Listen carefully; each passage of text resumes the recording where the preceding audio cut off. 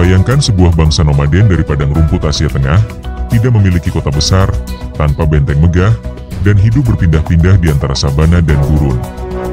Tapi dari negeri tak bertuan inilah muncul pasukan paling ditakuti dalam sejarah manusia, bangsa Mongol. Dipimpin oleh satu nama yang kini melegenda, Genghis Khan, bangsa Mongol melancarkan perang besar-besaran yang mengguncang 3 benua. Dalam waktu kurang dari 1 abad, mereka menaklukkan wilayah dari Laut Kaspia hingga Samudra Pasifik, dari Siberia hingga ke India Utara. Bukan hanya dengan kekuatan brutal, pasukan Mongol dikenal akan kecerdikan militernya, taktik tipu daya, kecepatan serangan, sistem logistik yang rapi, hingga penggunaan spionase dan teror psikologis. Dalam setiap pertempuran, ketakutan mendahului kehadiran mereka. Pertanyaannya adalah, bagaimana mungkin sebuah bangsa tanpa teknologi canggih bisa mendirikan kekaisaran daratan terbesar dalam sejarah manusia? Apa rahasia di balik keberhasilan pasukan Genghis Khan? Dan apa dampaknya terhadap dunia yang kita kenal hari ini?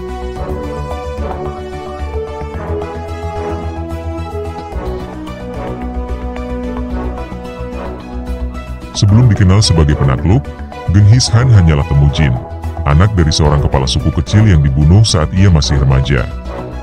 Keluarganya diasingkan, hidup miskin, dan nyaris mati kelaparan di padang rumput Mongolia.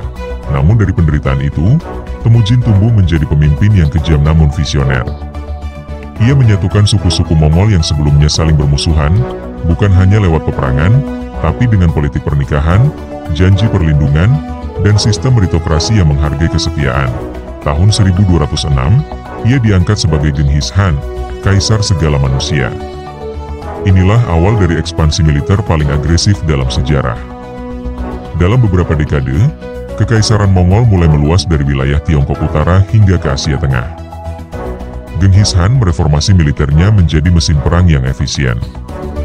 Unit pasukan diatur secara sistematis, 10, 100, 1000, hingga 10.000 tentara. Setiap prajurit memiliki beberapa kuda, memungkinkan mereka berpindah jarak jauh tanpa kelelahan. Lebih dari sekadar perang, Genghis Khan menyusun hukum tertulis, sistem pos cepat, hingga jaringan intelijen yang melaporkan kondisi musuh. Dengan fondasi inilah, ia siap mengguncang dunia.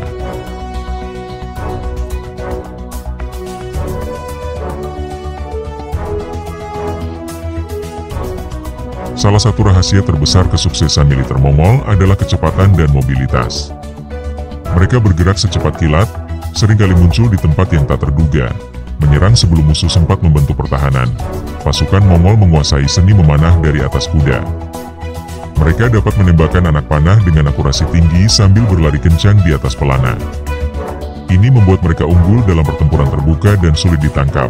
Selain itu, mereka menguasai taktik pura-pura mundur, yaitu berpura-pura kalah untuk memancing musuh keluar dari pertahanan, lalu membalikan keadaan dalam jebakan. Taktik ini mematikan dan seringkali menjebak lawan dalam kehancuran total. Genghis Khan juga dikenal sebagai ahli teror psikologis. Jika sebuah kota menyerah, ia akan mengampuni penduduknya. Tapi jika melawan, kota itu akan dihancurkan tanpa ampun. Pesan ini menyebar cepat, membuat banyak wilayah menyerah tanpa perlawanan. Pasukan Mongol juga membawa tenaga ahli dari berbagai daerah yang ditaklukkan, insinyur Persia, tukang logam Tiongkok, hingga penerjemah Arab. Ini memungkinkan mereka menggunakan teknologi pengepungan modern dan memahami musuh secara menyeluruh.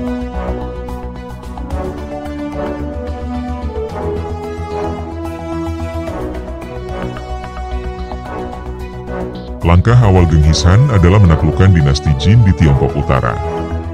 Dalam serangkaian kampanye brutal, ia menghancurkan kota demi kota, hingga akhirnya berhasil merebut Beijing pada awal 1200-an. Setelah itu, ia mengalihkan pandangannya ke barat. Penaklukan Asia Tengah berlangsung dengan cepat. Khwarezmia, kerajaan kuat Persia, dihancurkan total karena mengkhianati utusan Mongol. Kota-kota besar seperti Samarkand dan Bukhara dibakar hingga rata dengan tanah. Pada 1223, pasukan Mongol mencapai Eropa Timur dan mengalahkan pasukan gabungan Rusia di Sungai Kalka. Tapi mereka tidak langsung maju ke barat, karena Genghis Khan memanggil semua jenderalnya pulang untuk konsolidasi kekuasaan. Setelah kematian Genghis Khan, para penerusnya melanjutkan penaklukan. Batu Han menyerbu Eropa Timur, menghancurkan Hongaria dan Polandia. Hulagu Han menginvasi Timur Tengah, bahkan menghancurkan Baghdad pada 1258, menandai akhir dari kekhalifahan Abbasiyah. Wilayah kekuasaan Mongol akhirnya terbagi dalam beberapa Khanat, Yuan di Tiongkok, Ilkhanate di Persia, Chagatai di Asia Tengah, dan Golden Horde di Rusia. Kekaisaran ini menjadi jaringan global yang menyatukan Eurasia dalam satu sistem perdagangan dan komunikasi.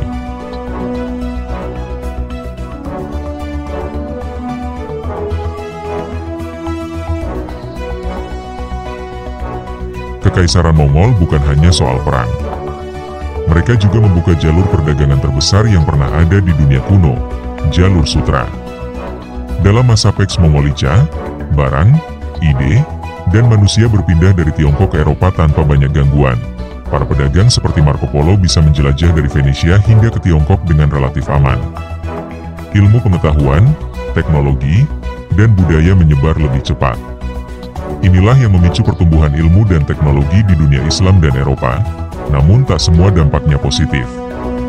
Penaklukan Mongol juga menyebabkan kehancuran massal, jutaan nyawa melayang, kota-kota bersejarah dihancurkan, dan peradaban tua terhapus dari peta. Dalam sejarah Islam, kehancuran Baghdad adalah luka yang masih dikenang. Selain itu, penyebaran penyakit seperti wabah pes, Black Death, diyakini turut dipercepat oleh jaringan perdagangan Mongol yang luas. Ironisnya, konektivitas yang mereka bangun turut membawa bencana ke seluruh Eurasia, tetapi secara militer dan administrasi, sistem Mongol menjadi model bagi kekaisaran-kekaisaran setelahnya. Dari kekaisaran Rusia hingga dinasti Qing, warisan strategi dan birokrasi Mongol terus hidup dalam berbagai bentuk.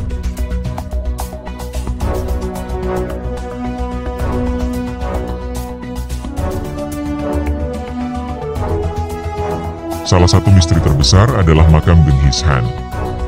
Meski ia meninggal pada tahun 1227, hingga kini tak ada yang tahu pasti di mana jasadnya dimakamkan. Legenda mengatakan pasukannya membunuh semua saksi mata dan menutupi lokasi makam untuk selamanya. Warisan Mongol juga terlihat dalam etnis dan budaya. Banyak bangsa di Asia Tengah, bahkan di Rusia dan Timur Tengah, memiliki jejak genetik dan linguistik dari era Mongol. Beberapa suku bahkan masih menganggap Genghis Khan sebagai leluhur agung. Secara administratif, sistem pos dan hukum yasa buatan Genghis Khan menjadi fondasi hukum di berbagai wilayah. Bahkan cara diplomasi dan sistem pajak yang digunakan Kekaisaran Ottoman dan Rusia banyak mengadopsi struktur Mongol. Namun, kisah Mongol juga dipenuhi kontroversi. Apakah mereka pembawa peradaban atau perusak kebudayaan?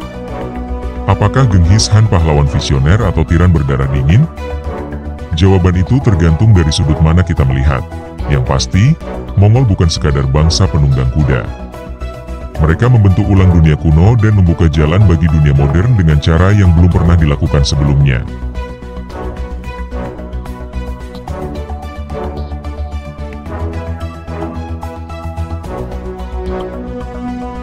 Dari padang rumput Mongolia yang sunyi, muncul badai yang mengguncang dunia.